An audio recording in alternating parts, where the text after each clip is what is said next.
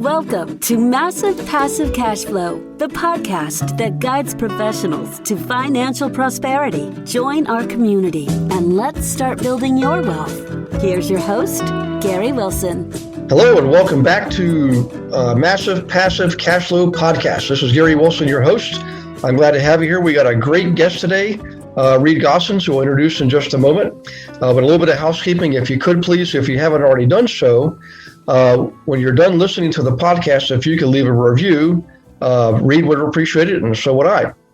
And also, if you haven't subscribed, absolutely please subscribe. It's on Stitcher, iTunes, iHeartRadio, 30 some odd channels. And we're blessed to know that this is being downloaded in 50 some odd countries. So we welcome all of you here. Also, if you have not gone to the website recently, just go visit realestatewithgarywilson.com. It's education-based, okay? So you can go in there and click on members area. And when you get to the next page, if you're a member, you know what to do. You log in on the left. If you're not, go to the right and follow instructions, and they will let you in for 30 days for free. And you can download about 300 recordings of anything to do with real estate investing, tools for calculators and spreadsheets, all kinds of amazing websites, dozens of websites for research on people and properties. And most of all, you get to reach out to a certified investor agent in your area. We're in 25 states now, and they are trained to help you identify, analyze, and negotiate properties on and off market. And they have access to every single parcel in the United States. So that is a huge asset and the kind of team member you need to have to be successful. So, and again, so without further ado, let me introduce Reed. Reed, first off, welcome aboard. We're so happy to have you. I know you're a busy guy, and I know how lucky we are to have you on board here. Thank you very much. Well, Gary, thanks for having me, mate. It's great to be on here after all this time of trying to schedule something. Yeah, I think it's been a couple of years now going on. So, in any case, we're glad to have you. If you could read it, you got an interesting story. I've read your bio and your one sheet and check things out, and you're an absolute super fit for this podcast. But if you wouldn't mind, especially with your awesome Australian accent, would you mind telling us a little bit about yourself first, and then we can dig into some content. How about that? Yeah, let's do it. You mentioned Australia. Yeah, this crazy accent's not from West Texas, as they say. So, I moved here in 2012. I moved here to chase a dream. Really, it was just to come to be an expat. My background's in structural engineering, and I really wanted to live in New York City, and I chased a girl, and that girl turned out to be my wife. And in terms of the real estate, within being fresh off the boat, I quickly realized the incredible networking opportunities that are at the fingertips of Americans. Some people don't understand how much access to information you guys have. But when I first moved here in 2012, I was in New York City, and I went to a RIA event, a Real Estate Investment Association event, and it was like taking, information out of a fire hose. Within 6 months of being fresh off the boat, I'd purchased my first triplex property because the barriers to entry here in the United States are so much lower than they are compared to Australia. Yeah. And I was off to the races, right? I'd been self-educating for a period of time before that. We can get into that story as well. But it was all, my whole story and what I built today, and maybe if I fast forward to where I am today, I'm financially free. I have a company that owns over 3,000 units in Central Texas. I have, hundreds of investors investing in me, and we have about $450 million assets under management.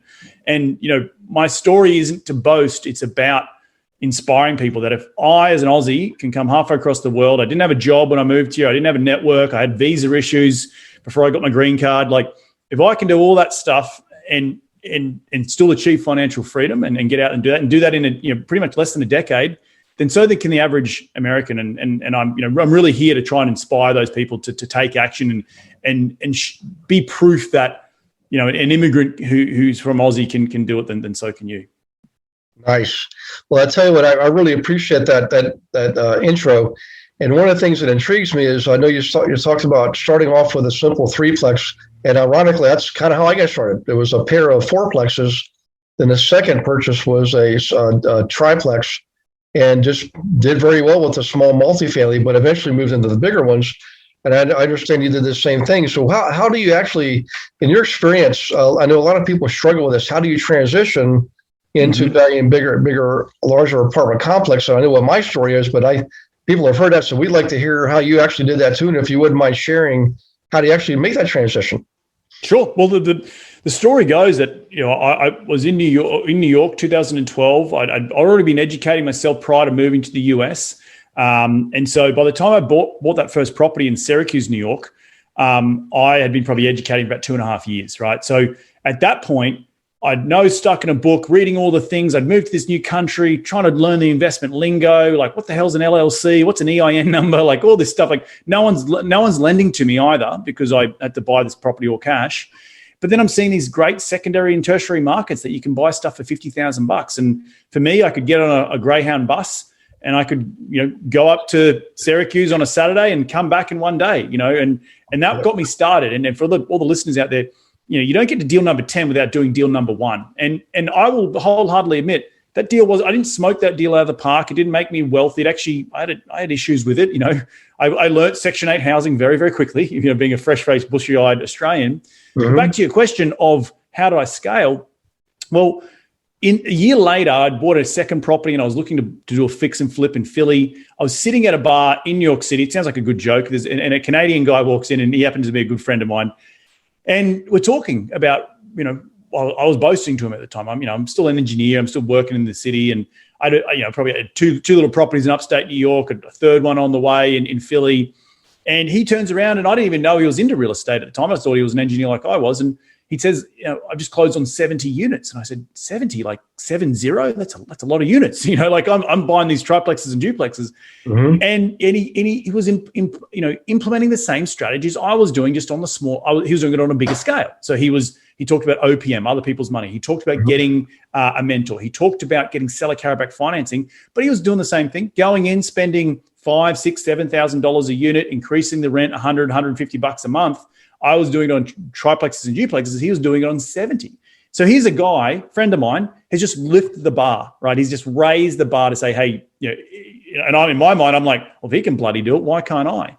And it was coincidentally that at that time, a couple of years into self-education, I'd been avoiding the mentors. I didn't really want to pay money and, all that sort of, stuff. And I thought it was garbage at the beginning.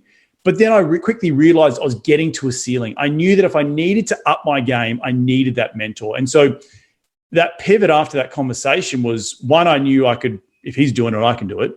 And two, I need to go out and find a mentor. And the mentor isn't the silver bullet. I have a different coach today than I did back then, but it's enough to prove to yourself that I'm worthy of taking that next step. And that's the ultimate mindset of shifting. And we can get into more of the nuts and bolts of how I did that, but that's sort of the encompassing story about that. That's the start of that transition out of small multifamily into the larger stuff. Yeah. Well, that's pretty awesome. I agree. I really didn't get a mentor tour later on. When I first started off, well, actually I was lucky.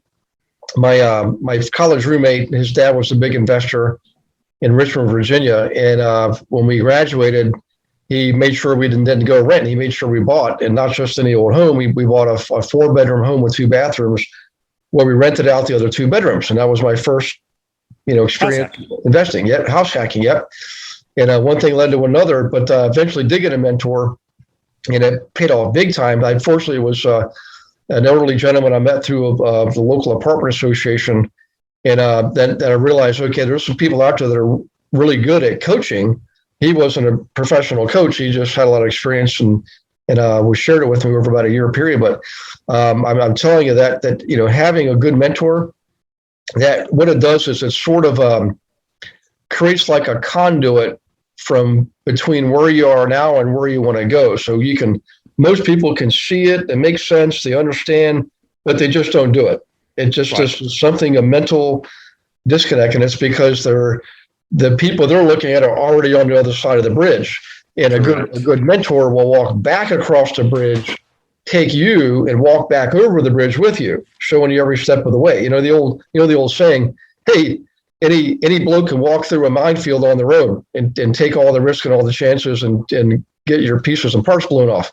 But the smart ones will follow somebody who knows the way, Right. So that's and look, the mentors like you are, it's not it's not a silver bullet. It's not going to just be spoon-fed and handed to you on the platter. It was a lot of bloody work to get to where I am today.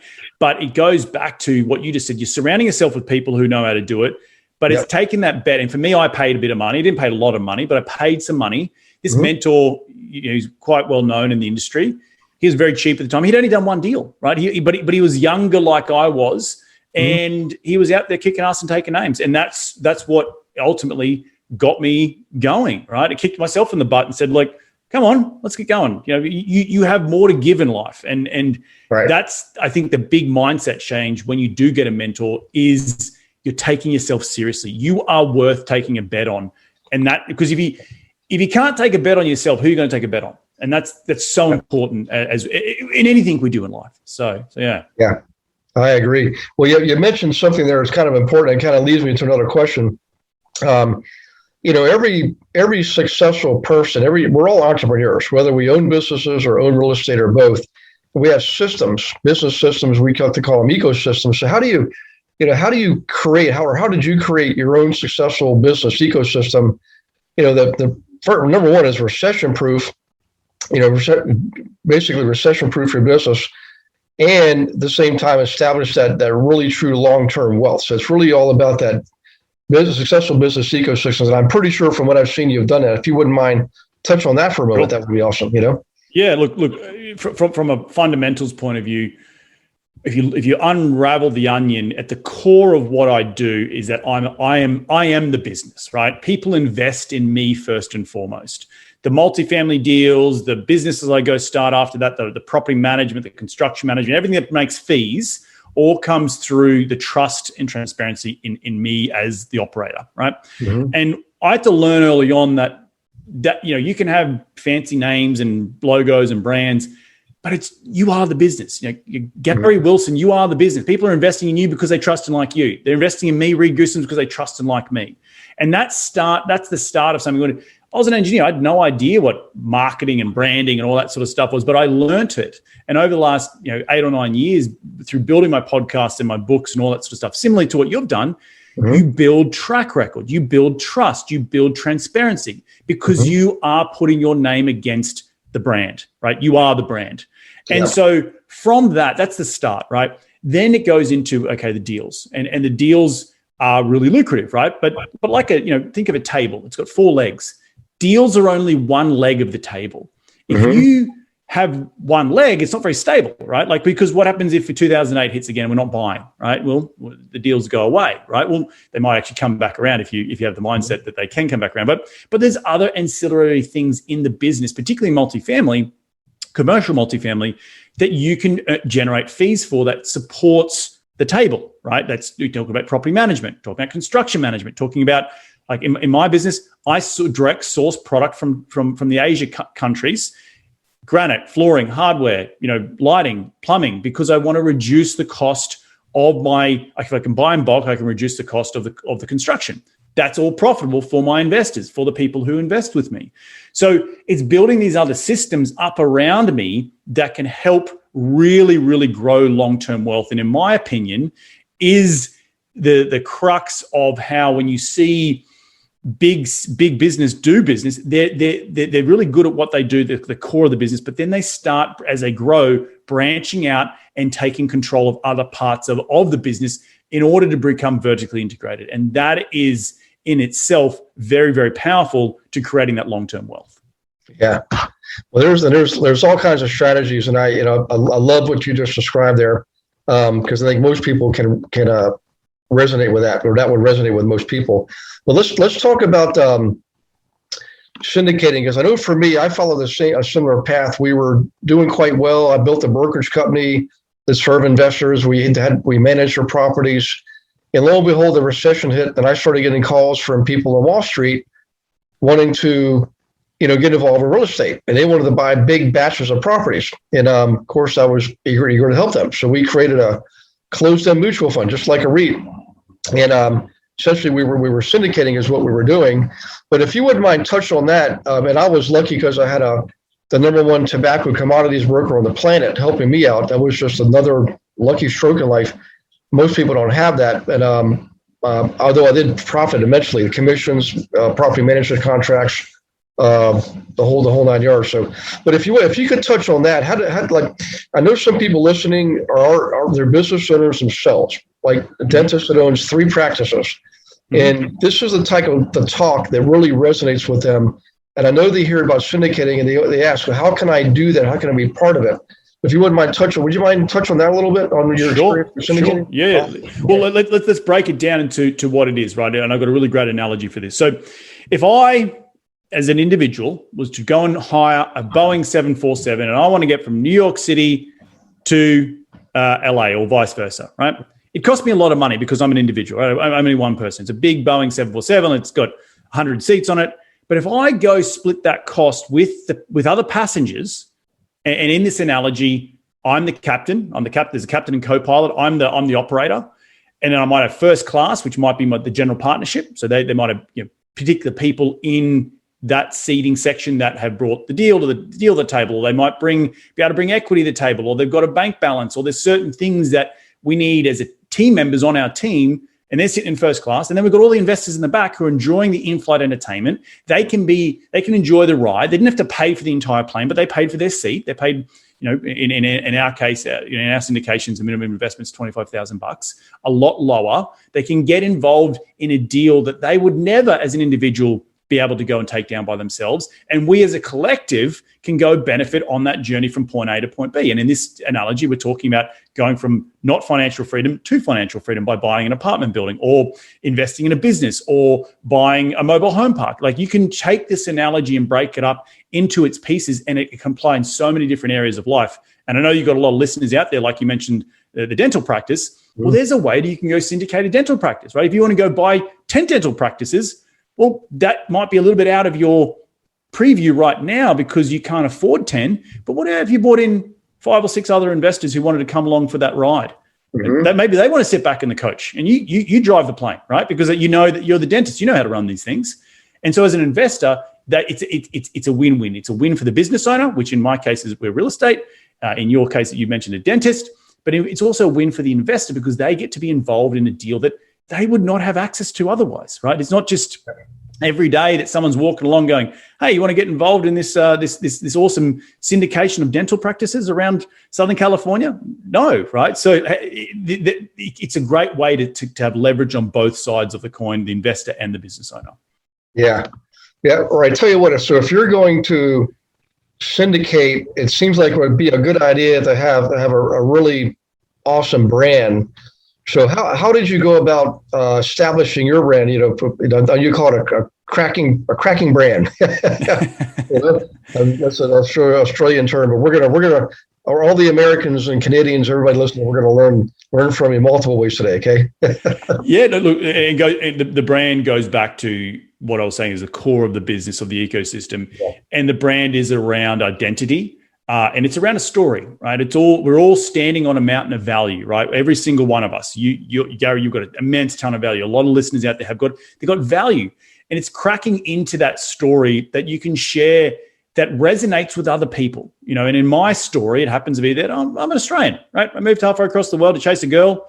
I honestly came here thinking I'd just be an expat and move home in a couple of years, right? That was it, right? But I started picking up the pieces of the crumbs of multifamily, and I built a business, and now I'm here, talking to you on a podcast. So I had no idea when I first moved to this country that I'd be doing this 10 years later, but my story resonates with so many people. And it goes back to what I was saying about trust and transparency, being vulnerable with my story, like knowing that I don't know everything, right? But some other people out there who and I use the podcasting like you do, but some other people out there will resonate with that story, and they're going to be attracted to my business. And I'm not going to attract everyone. I know that. Because some people might hate me.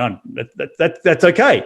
But the great thing about personal branding is that you will attract the people who want to be you, be around you, be in your energy, be in your sphere, and be able to learn from you. And that's such a great way of building a business, to be an expert, or what they call a key person of influence in your sphere. Whether it be in real estate or dental practice or a doctor, or you might create a widget for a particular type of machinery, but you're the best at creating that widget because you've created a brand around yourself and your story. Well, that's going to help grow your business. So personal stories and personal brandings, again, goes back to what I said earlier, is that the fact that you are the business first and foremost. And that's where it starts. Yeah, well, you're absolutely right. And I appreciate you sharing that. What's amazing is when I first got started building, as an investor first, and had built up a portfolio enough for me to retire from the corporate world. That's now been 18 years ago. Congratulations. Yeah. Oh, thanks. Yeah. Well, anybody can do it. The old saying, if I can do it, you can do it. And I'm living proof. I wasn't born with a silver spoon in my mouth, that's for sure. But going forward, I started hiring mentors again. And one of the first ones he said, you got to tell your story, because my college roommate I was telling you about, his name is Socrates. We're still friends today. And his father was a Greek immigrant. And he's the one that showed us how to get started. And people say, that's almost like the rich dad, poor dad story. And I said, well, not quite that good. but nonetheless, he was an immigrant and, came to the States. I know Robert was from, of course, Hawaii. Not exactly the same. All the Hawaiians call us all mainlanders, and it's almost like two different places. But in any case, long story short, it was a great story. And it is a great story. I mean, that was a huge lucky break for me. I got to meet somebody live in person that had 150 units, right down the road, and didn't speak a lick of English when he got here. And, just an amazing story. So when people hear it makes it more authentic and genuine. They feel like they know you. And then the brand makes more sense, Right. And speaking of brand, I'm sure you built a team over the years, just like I did. And I had to learn a lot about culture, team culture, which leads. Sure. Would you mind talking about how you really set up that cracking A team that you've got to help you really succeed? Yeah, look, a team is important, right? And teams, like a mentor, will change over time. My team back in the day is different to the team that it is today, because you want the best A players on your bench, and you'll cycle. You'll go through a few bad players, right? And team can be anything from your lawyer, a third-party lawyer that is in your court, or a general contractor, or a property manager. These are all part of your team. You may not be an employee of yours, but they still help you form your team as you get started. For those listeners out there, when you start investing, when I bought that deal in Syracuse, New York, I had to find the good local property manager. I had to find the good local broker. I had to find the good local GC. They were all part of the team initially. Now, as I grow, as on my team, I've now brought some of those skill sets in-house. So I'm paying employees to underwrite deals, to go out and find deals, right? I'm paying people. I've got great relationships with brokers across multiple markets to go and find me great deals, cracking deals, as I like to say. Yeah. But also you go back to the culture, having resonance that when you're, and that's something that I've had to learn over the years, as I'm building this business, is that, for the longest period of time, like you, my North Star was, I got to get out my W-2 job. I got to get out of my W-2 job. I got to get out of my W-2 job. Well, that happened 3 or 4 years ago, and I'm only 35, and now I need to build company culture. Well, how do I do that when I'm doing deals all over the country? Well, it's about the story again, but it's also about my leadership skills and how being vulnerable is important, being self-aware is important, because they're the things that attract not only investors to your platform, but attract quality talent. And that's what people want to be around, is quality talent, quality culture, and people who have a voice within a team. And that is so important with building any business. It starts with, obviously, I'm only one person, and I don't want to have the founder syndrome of, my way or the highway, but I want to attract 10 out of 10 players, right? And the way I do that is through my story, through my brand, through building, through self-awareness, through vulnerability, through all these things that will help to attract the right talent to my table. So, yeah. It's so critical. And over the years, I had the old saying, you have to sometimes kiss a lot of frogs before you get the print. And but the cool thing is, you actually get better at it, and there are processes to follow to, first of all, identify the role you're looking to fill, and then it's easier to identify the right talent. In other words, what person would most likely play that role? What were the character traits, personality types, things like that? So there's a lot of help. For anybody listening, just know that there's a lot of help out there when it comes to hiring people and building a team. In a lot of cases in real estate investing, it's not like they're employees of yours. They're independent contractors, like the investor agents I was referring to earlier. They're independent contractors. They all have a license with a different broker. But the reality is, they will stick to you like glue if you're a good leader and you're successful, and because they're going to not only help you, they're going to benefit themselves. It's a win-win situation. You benefit. They're the ones out there finding you the deals. Might as well line yourself up with someone that's actually in the game. Like our investor agents all invest themselves, So, let me rephrase that. They either invest themselves or we bring them on to teach them how to invest themselves. But in any case, critical for developing a business. And the next step, I guess, would be actually scaling that business. So what have you found, if you could shed some light on that in your experience when it comes to building what you've already developed, and scaling it? Yep. So I think early on as entrepreneurs, we all have certain skill sets. We all know that, right? It's being, again, back to self-awareness. What are you good at, right? And then it's finding partners who can complement that skill set. So early on in my business, I brought on a good partner who had a skill set that I didn't have. And having that yin to my yang is really, really important as you get started, because you don't have the money to go employ someone to fill that hole, right? It's a starting out business, it's a startup. And so making sure that you know what you're good at, and then finding the right partner who, one, can hustle as hard as you can and have the same passion, but two, is a complement to what you do, what you bring to the table. You don't want two people sitting at the same table with the same skill set, and you've still got that hole sitting out there that you need to go fill. So as you grow, and I've had different partnerships over the years, and they will continue in futures. And again, back to kissing the frogs, I've kissed a lot of frogs to get to the right partner that I know that I can trust, first and foremost, but secondly, that I can rely on to have a skill set and bring to the table that's something that I might be lacking. And in my particular case, I live in Los Angeles, but I buy deals in Texas. Yeah. Well, when I first got started, it was trying to get broker relationships. It was very hard from afar to do that. But I had an institutional background in project management and building systems, and my engineering background helped me. It's a very detailed background. But I needed someone who was boots on the ground that was more into shaking hands and going and touring properties, and that's something that I did, a skill set I didn't have. And so it was finding that strategic partner who could be that yin to my yang, and that's super important as you're starting out. Yeah, I agree 100%. Hey, there's another subject. I didn't know if we'd have time for this, but I'm going to see if we can get this in, because I'm intrigued by it. How do you make money re-entitling land?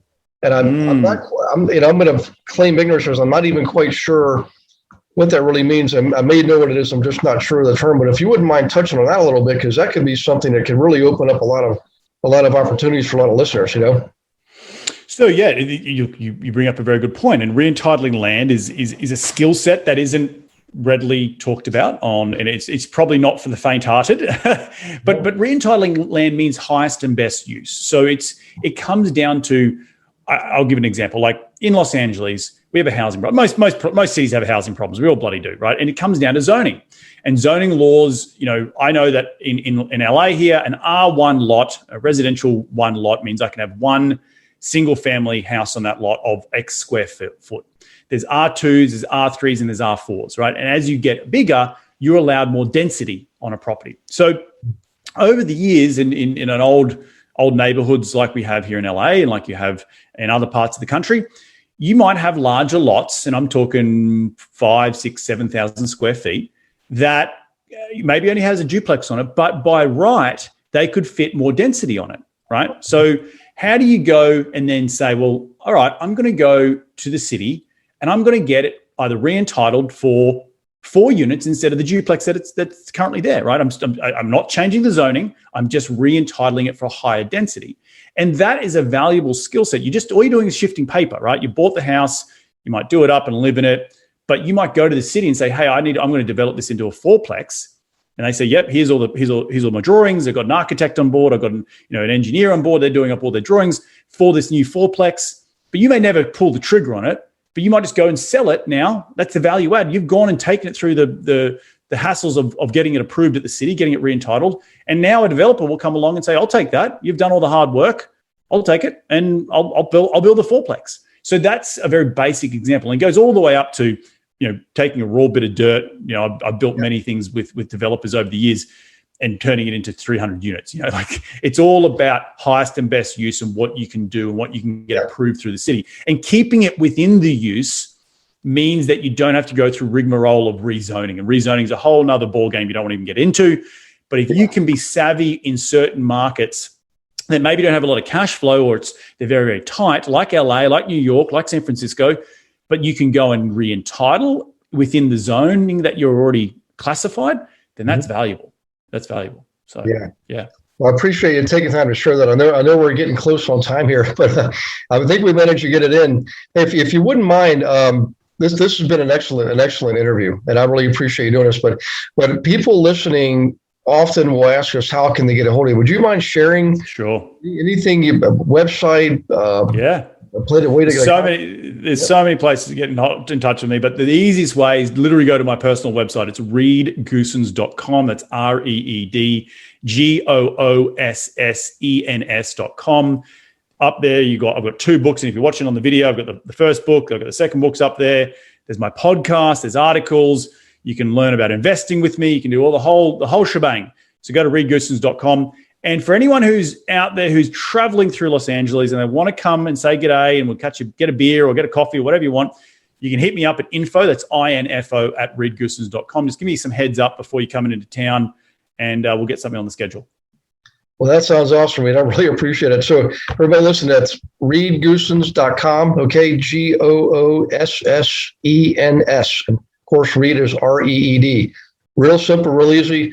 And I highly encourage you to do that. Go get yourself some more information and follow up on this, because you got a guy from another country, came here, started off in New York City, one of the toughest cities to start off in, okay? And now is in LA's, and the other literally got bookends there, right? LA and New York, you're the 2 biggies, and you managed to invest in multiple locations. So I think that's really. You deserve a lot of accolades, and definitely give yourself a pat on the back, Reed.